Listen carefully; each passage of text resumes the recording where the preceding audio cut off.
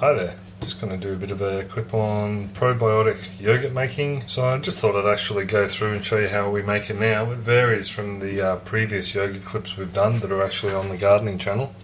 So I'll just show you what we've done up to now. I've had this UHT, which is ultra heat treated milk, sitting in a jug with some hot water up to about there, just to warm it up a bit.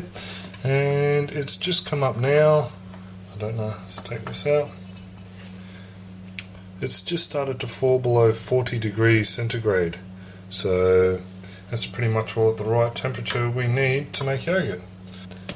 Right, so the jars have been sterilised with boiling water. Very important to keep things as sterile as possible. That's why we use the ultra heat treated milk. It's already been sterilised, and all we have to do is bring it up to temperature now. When we use powdered milk, we actually have a reverse osmosis water filter system, so I'm pretty confident that there's no bacteria getting through there, and yeah, so we use that to provide the water for the milk powder, so it's all nice and clean. So all you do is put some milk into the container. It actually makes up 1 litre of milk. There's a little mark up the top of the jar, and just to make it a little bit thicker, I like to add about half a cup of milk powder. So it's getting a bit low, so I'll have to double dip. You can actually make this with the milk powder, like I just said, except you normally use about 1.25 cups of milk powder, and then your water to bring it up to level. So that's just the milk powder in there. Gives it more body, gives the yogurt more body, and when you're making cheese it makes it a lot thicker, I think. So I'll just top that up to the litre mark with some more milk, a bit over the litre mark. And I forgot one thing, measuring spoons. Rightio, so what we have here is, we have a probiotic culture. They come in these funky little specimen jars. We actually keep them in the freezer, and that's a powder. When we first bought them from the gentleman, he told us to use probably about that much powder. Probiotic powder is enough for a litre of yogurt. We're overdoing it a bit, and we're actually adding probably about a whole measurement there. So probably about 2 to 3 times the recommended amount.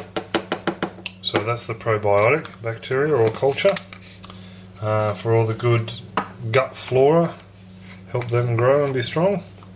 And this one in here is slightly different. This one here is a more crystalline, and this is the actual yogurt culture itself, the yogurt bacterium.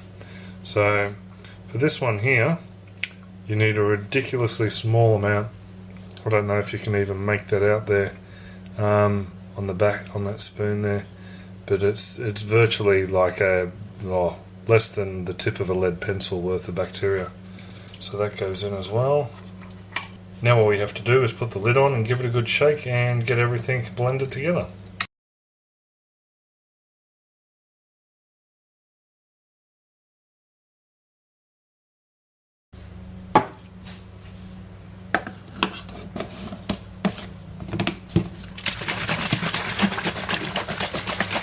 This here is the thermos. This is what the jar actually sits in, and it has a little baffle that sits about halfway down, and the yogurt container sits on top of. Normally when you make the branded yogurt, the branded one, the one you can't see there, you actually fill it all the way up to the top. But with this one, because the culture is so sensitive, you actually bring the boiling water just up to underneath this level here, and that's all you need. So I'll just grab the kettle, slowly boiled,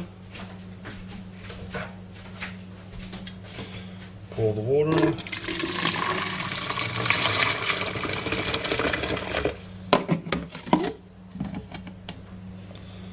pour a little bit extra down the hole to bring it up. There we go. So it's as easy as that.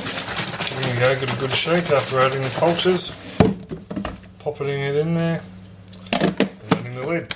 Now all we do now is let that sit for 8 hours, and I'll come back to it in the morning. Yeah, so it's the next morning, and I'll just show you what the yogurt looks like. It's been in there about 8 hours. So take the lid off and get a spoon.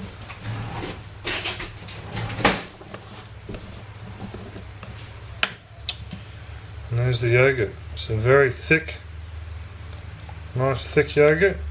So yeah, and tastes really, really nice. So it's really, really easy to do.